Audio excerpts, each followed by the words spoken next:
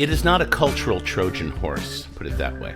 You know, we're not just trying to figure out how to create some boutique object as a way to increase our bottom line. I mean, this book project, we've actually made available on cassette for the first time, which in 20 years, which is a hilarious venture, just trying to get cassettes manufactured. But also the demand for the cassettes really surprisingly exists. And we sold it on 8-track, which was even more of an odyssey because there are 2 people in the world making 8-tracks now.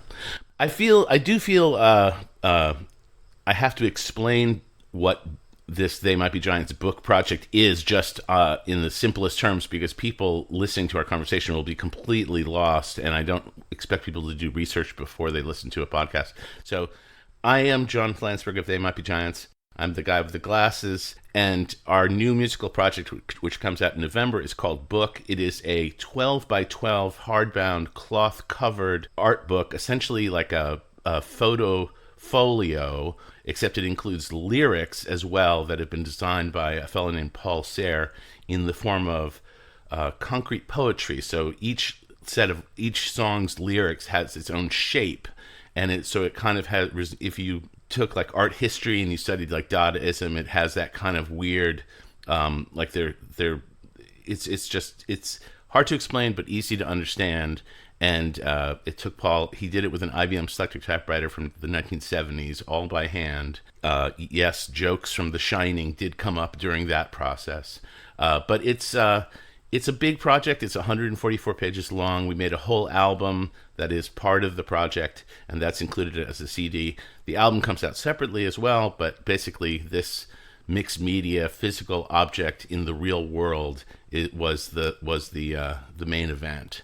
And I'm proud to say we've sold like 10,000 of them so far, which is shocking to me. What is with the fascination with the physical object, not only of the book, but of the cassette and the 8-track? Well, I think once we started making physical books, we realized we might as well just go all the way with the idea of just kind of doing more stuff in the physical world. I'll let you in on a secret. The guys in They Might Be Giants are old.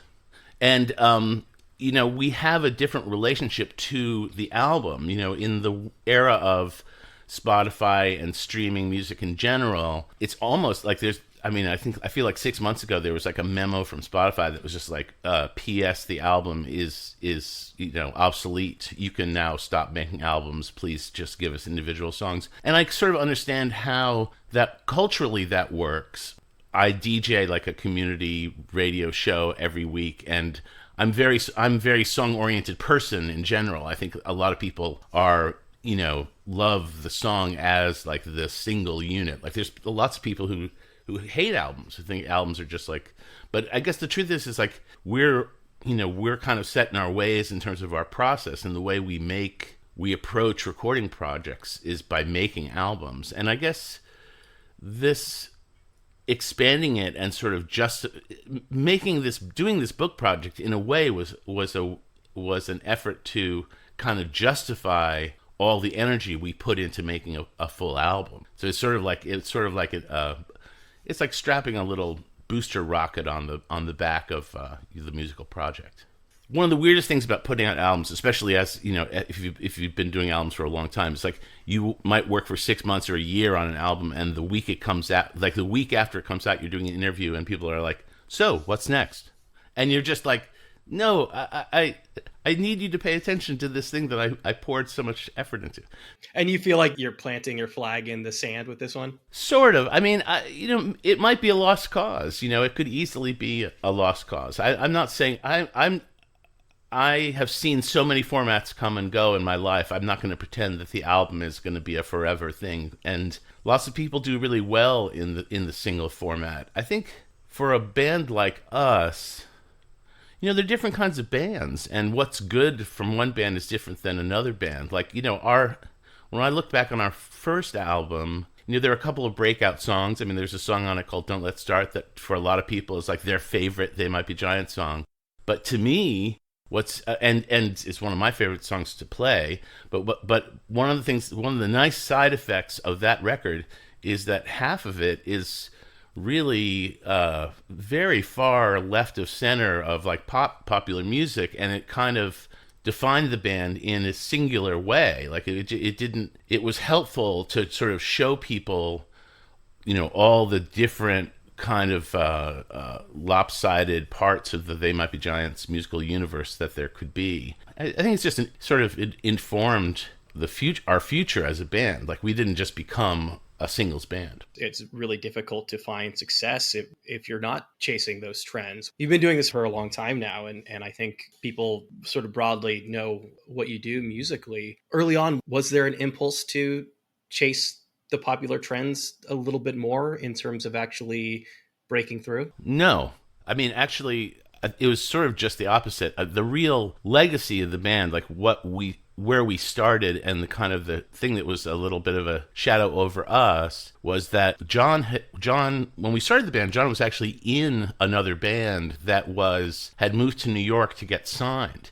So they were trying to kind of crack the code of all the gatekeepers at record companies and management companies and rock clubs and all the things that people do to kind of get over. So much of that seemed just, they were a great band. The band he was in was called the Mundanes, and they were like a very appealing band in almost every way. They had really good songs, and they were a really rockin' band. They had a great lead guitar player. They had great singers, and everything about them was like sort of top quality, but they weren't really getting where they needed to get to professionally. I think the thing that John and I sort of came to the band initially with was just like sort of a really bad attitude of like, let's just give up, let's just not try to please anybody but ourselves, and just do the best, most interesting stuff that we can, and stuff that appeals to us. And we might not get very far, but at least it'll be interesting and fun while we do it. And that seemed like a very low stakes kind of gambit. We weren't really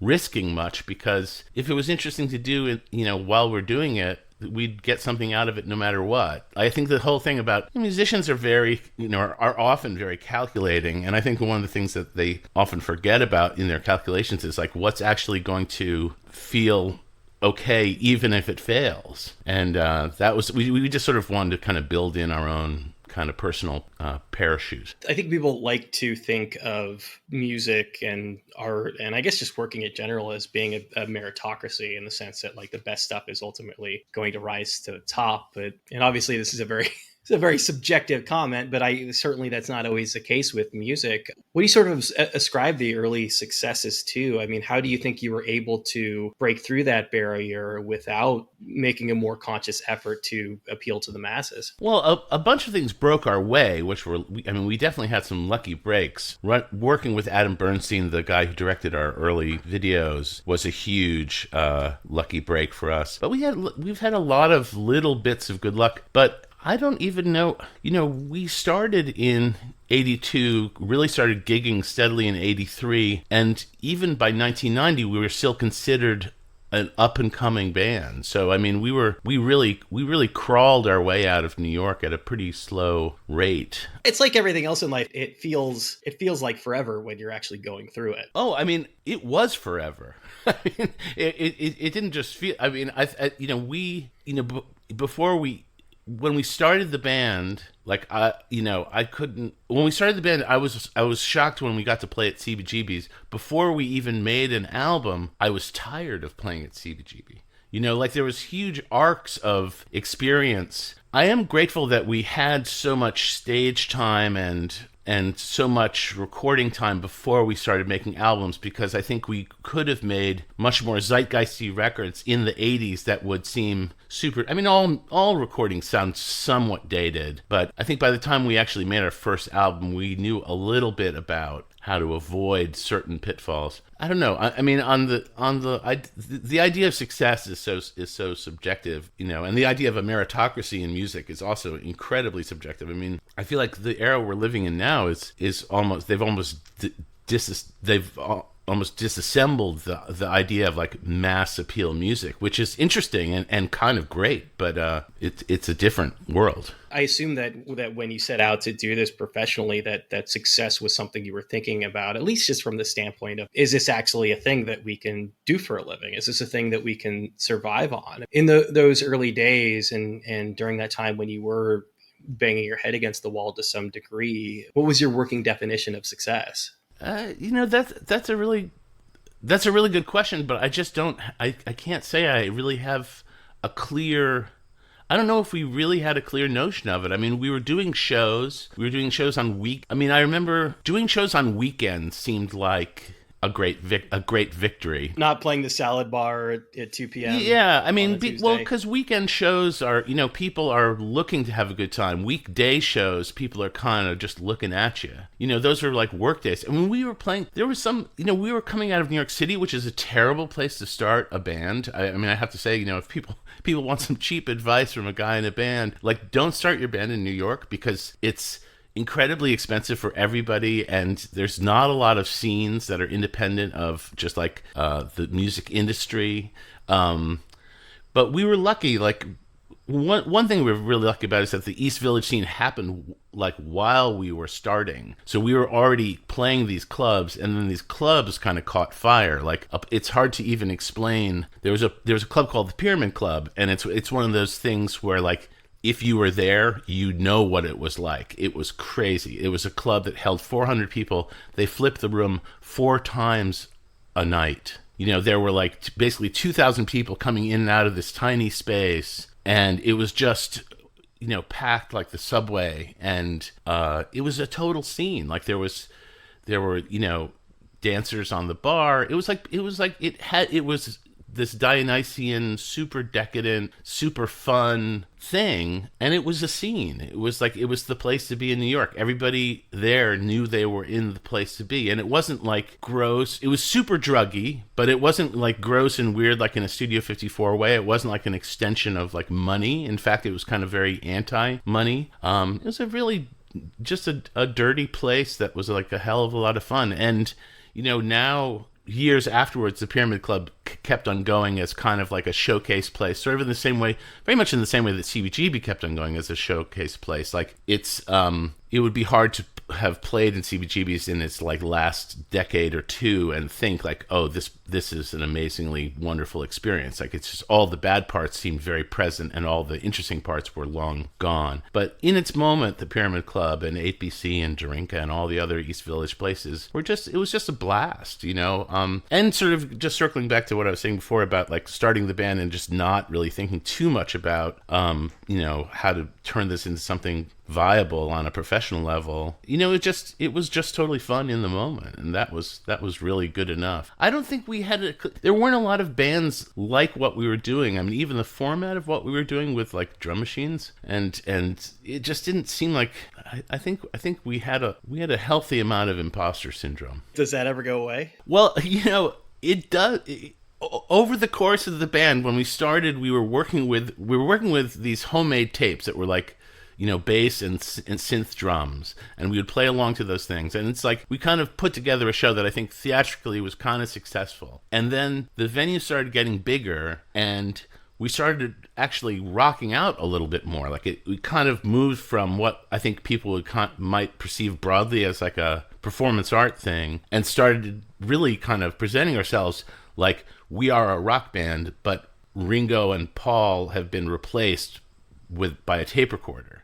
And for those years, like 80, when we started touring in 88, and we would do like a show every night for months and months.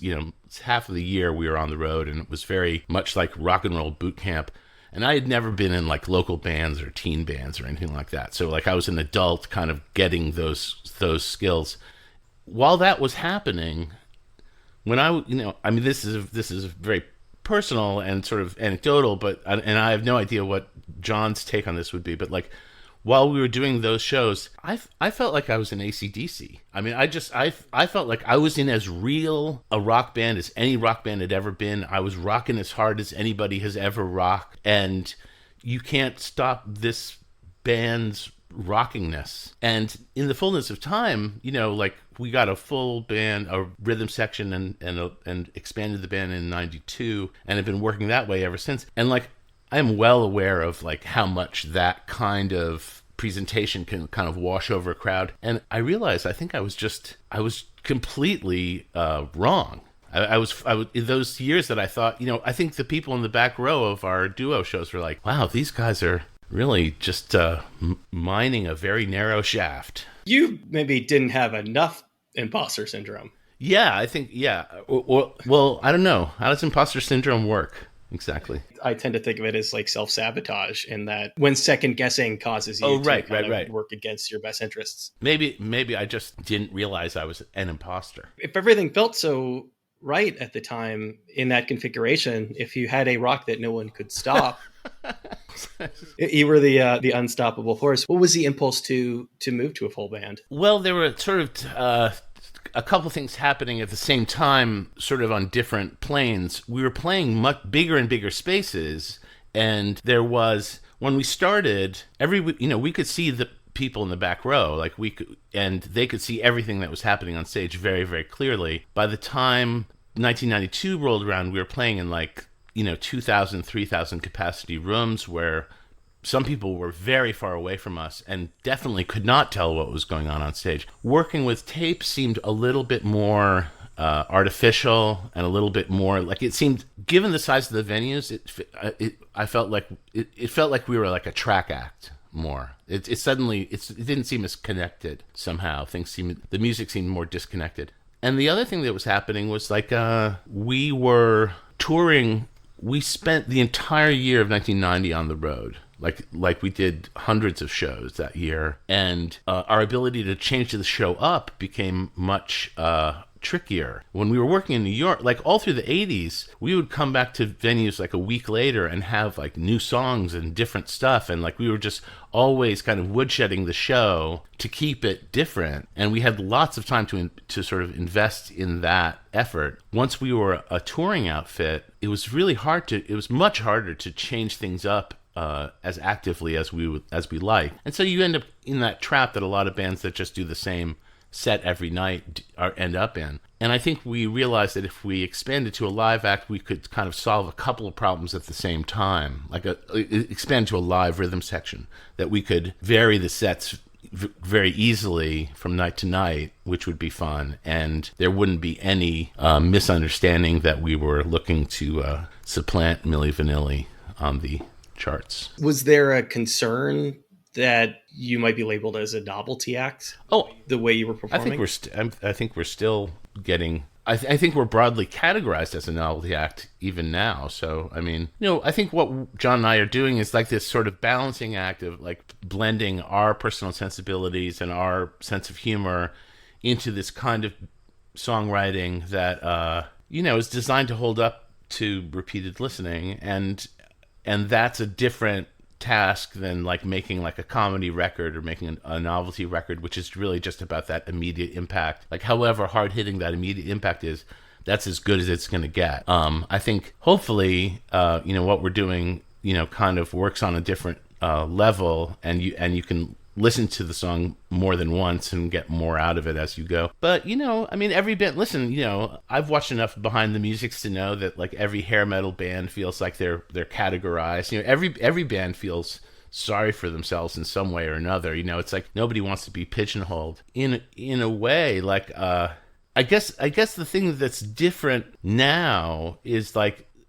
it's what's weird to me is to think that we spent so much energy trying to break through on just like a regular chart world, like we were just like, they were trying to get our songs as like hit singles. I mean, maybe we should have done something else. I mean, maybe we should have had like a radio show or, done some television or something. I don't know. I mean, this is the career we got and the times we lived in. I was listening to the album and, and reading up on a bit, I know that a certain percentage of the songs were written pre-pandemic, and I suspect a lot of the people, as they're going through, are going to attempt to kind of parse which ones were written when and what was actually impacted by the events of the past year and a half. Like Thursday is one that immediately jumps out at me, like is obviously, I think, being kind of a product of the pandemic and the sort of the day in, day out sameness that we've all been dealing with. Do you feel that you're able to sort of channel or deal with some of these contemporary and important topics in the way that you approach music? Wish I was better at it. I Lost Thursday was definitely written, in the midst of that sort of pandemic malaise. It's. I think it's hard to talk about the pandemic and creativity in a way. I feel sort of Tell me about it. just out of respect for all the people who've struggled so much harder to just deal with like the fundamental realities of living through a pandemic. It's almost disrespectful to them to drill down on what it takes to stay in a creative headspace. It doesn't help, that's for sure.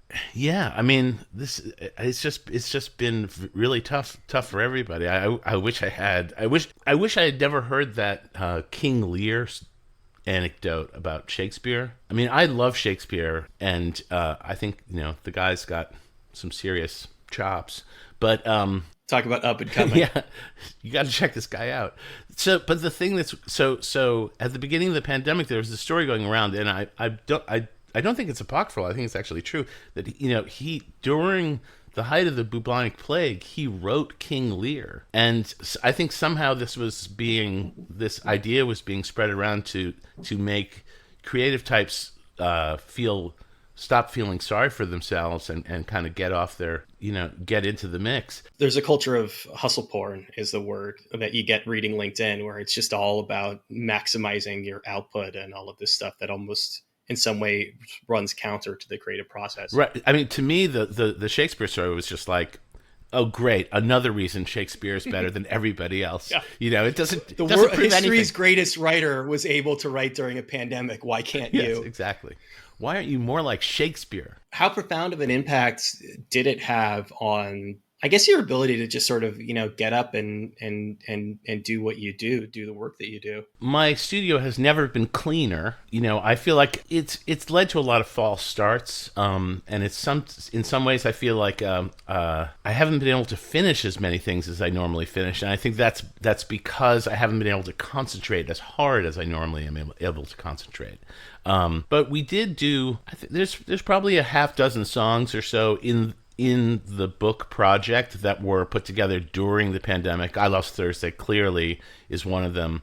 And it was just because there was this big gap of time between when we stopped working as the pandemic started and then resumed in December to finish. And just because there was this huge gap of time, I think both John and I felt like there was an opportunity to kind of up the ante of like top quality work on the record. So we dispensed with a couple of songs that were half finished and quickly added a bunch of new songs that seemed like better efforts. But in a way that's sort of typical of any project that we have extra time working on. I mean, it's not like there wasn't the urgency of adding some extra dystopian tracks to have it follow the headlines. I mean, in fact, there's a song on the record called "If Day" for Winnipeg. That's probably it's one of the sort of gloomiest songs we've ever put together, and that was definitely pre-pandemic. But I mean, it could be it could be the theme for the pandemic as far as I'm concerned. What do you attribute that to? Well, I mean, we've always had kind of a sidebar of death trip songs. So in some ways, it's no different than other tracks like that. There's always been sort of a mortality or like a ticking clock to a lot of the music you do. Yeah, and I think the truth is, it's like talking about the balancing act of the songwriting setup. When you're working with melody and you're working with in a way, if you're working with simple song ideas, there's something inherently cheerful about it, and it's interesting to try to offset that with something jarringly morbid, or it is the sort of Reese's peanut butter cup of They Might Be Giants. You don't think though that there was because I think one of the things that we maybe lost a little bit sight of is that things weren't great before the pandemic started. Certainly there was a lot going on in the world. You're saying the Trump administration wasn't great? Think of all he did. Listen, like the pandemic, like we said before, there were a few downsides. Yes. Do external, even if you're not dealing with these ideas directly, do these sorts of external forces tend to have a direct impact on the music you make? Oh, they definitely do. I mean, I think we made an album in the midst of the Bush administration, which I think was very affected by the tone of that administration. This album, The Else, and it's like it is like the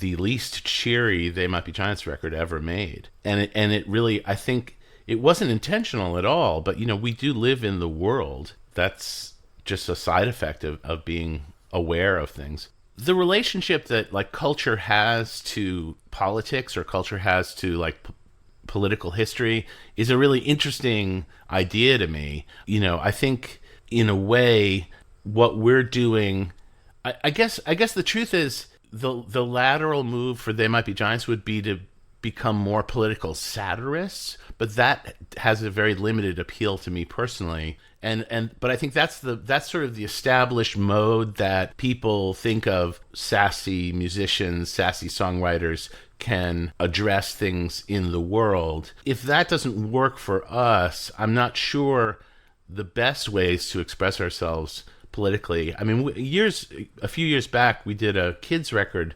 and it had a song on it called "Science Is Real," and which was riffing on the Louvin Brothers song "Satan Is Real." But it's just, in many ways, the second verse of the song is essentially an explanation of like the scientific theory, like how the scientific theory works, and the first verse is kind of just sort of tease it up by saying like we like a lot of different things, but we're kind of a fact-based bunch of people.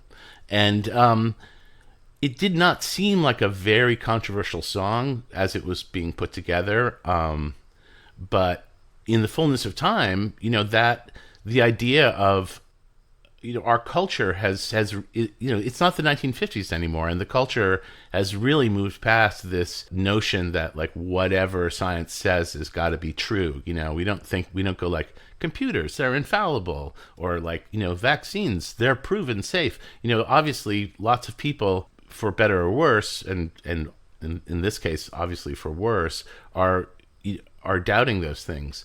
So you kind of never know when you're going to sort of trip over something controversial. But we're definitely adults in the real world, and thinking about this stuff.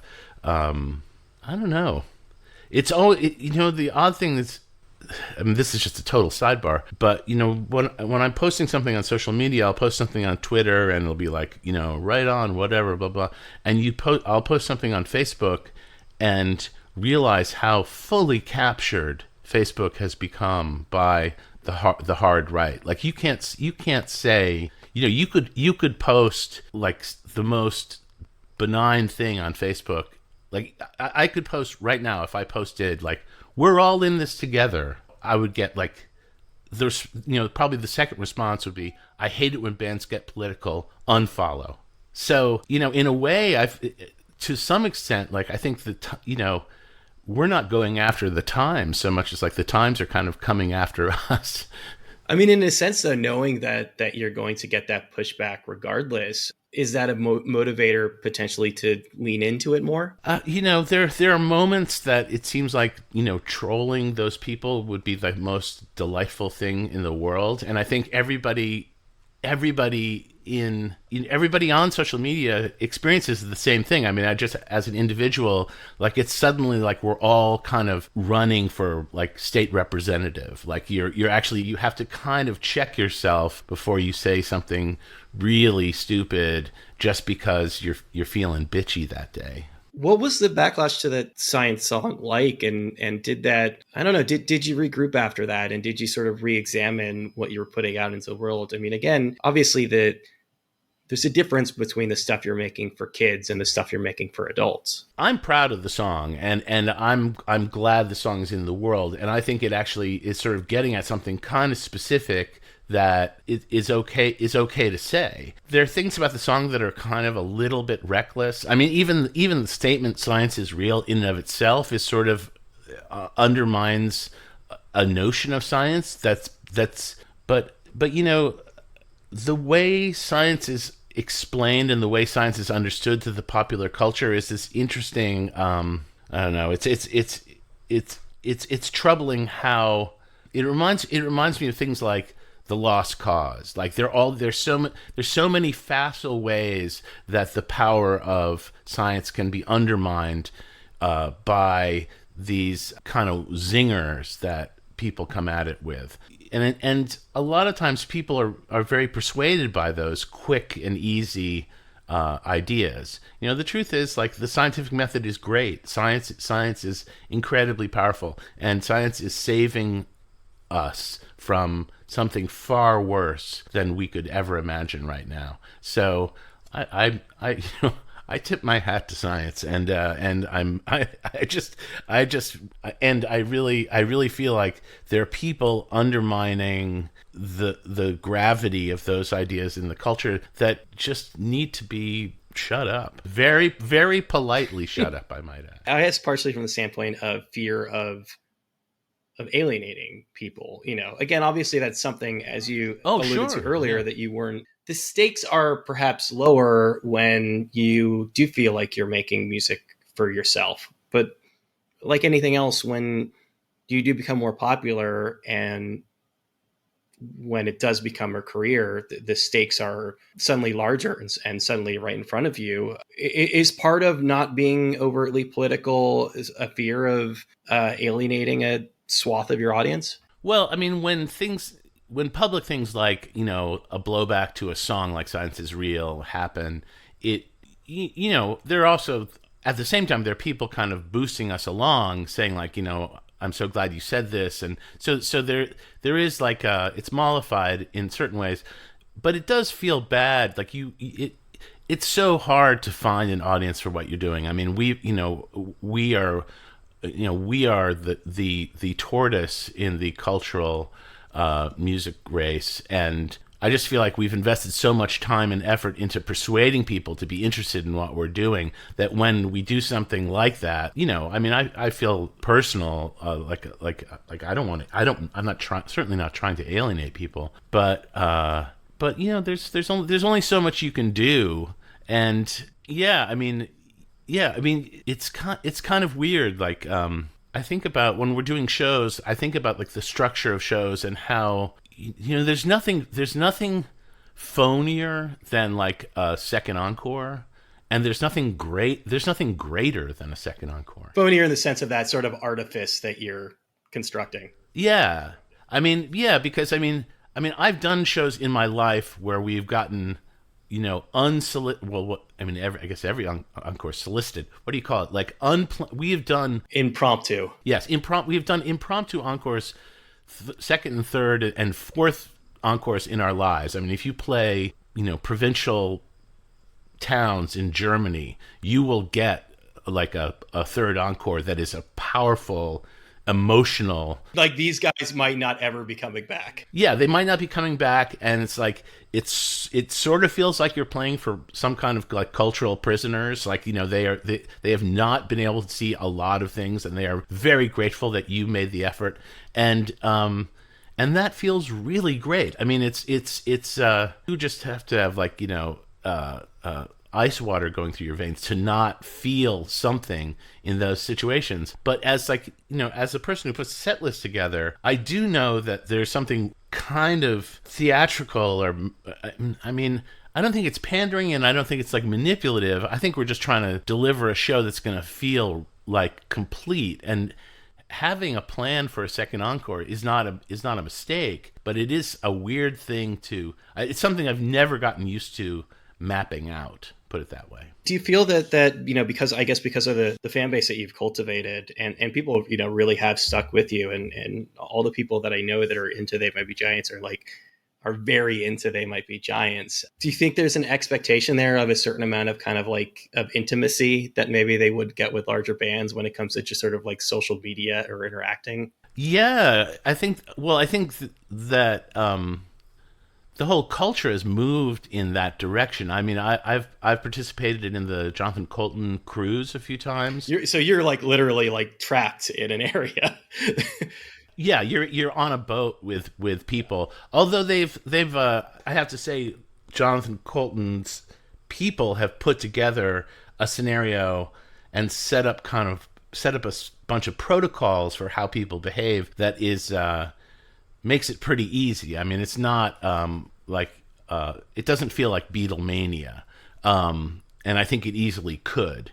But though that, I'm significantly older than most of the performers on that cruise, and one thing I've noticed is that, and maybe it is simply because I'm older or whatever the history of the band is, but people in the modern world, it's like there is kind of a what is that Nashville event like there's a fan day that they have where people just line up and get autographs from FanFest, and it feels like for if you are a post social media entertainer, the expectation of you sharing everything about yourself and sharing it. I mean, it's just everything else. It's like it's the Instagram world. Like people know the names of people's pets. I don't particularly.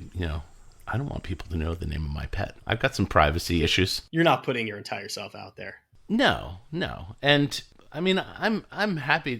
I'm happy to share like whatever. But I will break some news on this podcast. I have created a fake name for my cat that I take photographs of on my personal Instagram account. His name is not really MC Fresh Step. He has a different name. That's disappointing.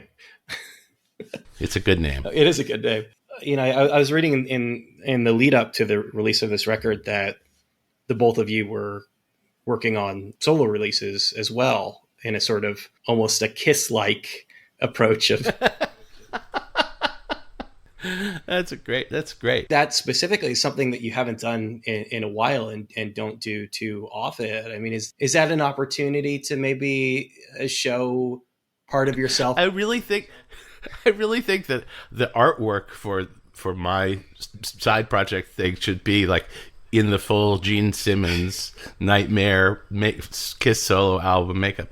Would be that would be hilarious. Years ago, I did a side project band called Monopuff, and I think John, to some degree, John Linnell felt obliged to kind of answer it with this State Songs project that he did. I mean, I wasn't party to the conversations that he had with our manager, but I can sort of imagine our manager saying like, hey, Flansburgh's doing a side project album. Can't you get it together to do one too? And then this time around, John wanted to do this Roman Songs project, and we were thinking of it just doing some kind of EP set of things came up, but it's not like a big commitment to stretching out. It's sort of it's kind of baby steps. I still don't even know what I'm going to do. Actually, I'm sort of toying with the idea of doing like a demo sounding thing, and it's just an idea now. John's Roman Songs is out and in the world and spinning on Spotify, and it's a really interesting project in a lot of different. All the songs are in Latin, which is really odd, but. Yeah, I'm still, we're starting the next They Might Be Giants album. And so I'm trying to figure out what's going to go where. It sounded like part of that. There was a bit of sort of regrouping before this album. Now, obviously, again, because of the pandemic and everything else, it got delayed, but it might have been something you wrote on Tumblr or in an interview, but a quote from you where you described the output of 2018 as being manic in the sense of like, putting out several albums and then having this long break between. Is that generally what the band's output is like, that you just have these sort of creative highs and lows? We definitely have creative highs and lows, but unfortunately we have no ability to control when they happen. And they coincide with one another? I mean, you two are sort of that symbiotic? Oh, the two of us. A lot of times, because I think a lot of times the reason for the lows is more physical exhaustion than actual creative depletion. Years back, before we did the album Join Us, we did two children's projects, which were like DVD things for Disney, and both of them were like an hour long and fully animated, and there were lots of moving parts to those things. And we recorded The Else, which was the mirth-free Bush era album I was referring to before. And at the end of that, we were basically supposed to slide directly into making another studio album to tour on. And I remember we went into a recording session, and usually, like, John and I will confabulate some stuff together, kind of long distance, like Postal Service style, and then we'll both come in with like our own demos, and we'll work them up in the studio, often to, just be finished projects. And the whole band's there, like, all the guys in the band are there. And it's like, these are big, like, production days, like everything's, the drum kit's set up and everything's mic'd up and everything's good to go. And I think both John and I kind of showed up with nothing. And it was just like, oh, wow. Like, we've been working too hard. Like, and we did a couple of things, and some of those things have seen the light of day, but a lot of the things from those sessions were just like, this isn't really finished yet. And we had never, when we started, we would go into when we started the band, we were always so over prepared, and the legacy of being over prepared is pretty strong. So to finally get to that kind of pitiful, third act of behind the music, stage of, having everything good to go and no ideas, just seemed like it was time to kind of break it off. And so we actually stopped recording and didn't do anything for a couple of months. And then when we came back, everything was sort of back to normal, and that was the break we needed. But yeah, we definitely have like run out of gas, or at least heard the muffler dragging. A couple of months, though, in the grand scheme of the 40 years that the band has been together, is not a lot of time. Yeah, I guess not. For us, yeah.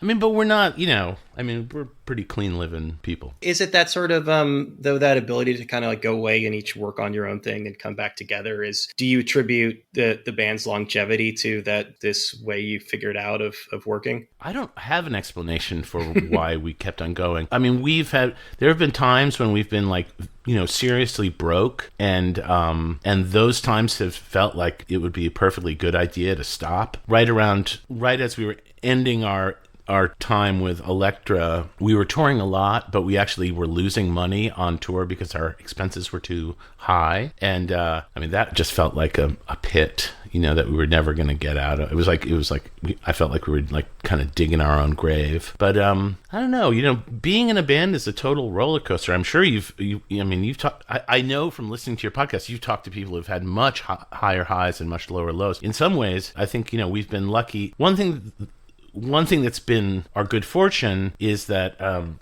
this is a weird thing to try to phrase, but like sometimes I think tremendous success is the most destructive thing for bands. Like when you see bands really go through the hype machine, that seems like when everything gets turned around. I interviewed a psychiatrist who helps bands get back together. He's not some kind of monster guy. He's the other guy. There's a couple of them. But one thing that he said that made a lot of sense to me, he said that, like, when you're trying to get bands back together, you just remind them of the reasons. If you remind them of the reasons they started their collaboration, a lot of times it's this there's this incredibly powerful pull towards the people that they collaborate with. Like, they really understand the magic that they started with. And I think one of the things that's kind of nice about They Might Be Giants, at least, speaking for myself, is like, it's very clear to me what's good about what we're doing. Like, it's very clear to me what's, extra powerful about this project. And a lot of that, it's not just the legacy, it's not just that we've been around for a long time, it's that the what we started is a worthwhile thing, and it's worth continuing. So, for me, all these years later, it still seems kind of like one unbroken, slightly manic episode. I often ask members of bands who have been around, multiple decades, whether there is a sort of a tacit understanding after every album that there's going to be another one. But I feel like I don't even have to ask you that question, because it sounds like the minute something is sort of in the can, you're already off and running on the next thing. Well, yeah, and in a sense, I think it's because we think of this as a project. Like the band is the project. It's not some localized thing we're doing. So, yeah, I mean, and I'm grateful that it seems like what we're doing has that kind of strength to it, because the world really knocks people around a lot. I mean, friends of mine who have been in bands, it seems like usually it's like just much more emotional and much more of a just and there's this other thing that I'm really grateful that has never happened to us, is there's this whole weird thing that happens to bands that, and this is the single-edged sword of success, is that after success, it seems like people in bands often get the message that it's time to go away, which must be a really horrible feeling. I mean, not that, like, I'm sure there are many people in the world who wish they might be times would go away. The thing that I've noticed, and not everyone is willing to admit this, but the thing that some people have been very honest with me about is, I think that what really traps people is having that huge success really early on. Right. Yeah. I mean, we were adults when we started the band, and that helped. I think if we had started the band even 4 or 5 years earlier, in our late teens rather than our mid 20s, it would have been much more like the drama of like brother bands, where like you have like this kind of infighting and stuff like that, and we really don't have that stuff going on, so we're lucky that way. But yeah, there's not a lot of drama in They Might Be Giants Land, I can tell you that much.